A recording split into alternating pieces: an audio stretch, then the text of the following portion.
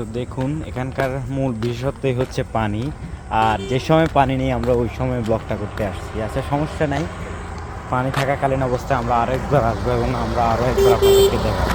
তো এটি হচ্ছে সে কাঙ্ক্ষিত রেস্টুরেন্ট। দেখা যাক, আমরা এটার ভিতরে একটু ঢুকবো এবং ঢোকার পরে এটার পরিবেশটা আমরা আপনাদেরকে দেখাবো।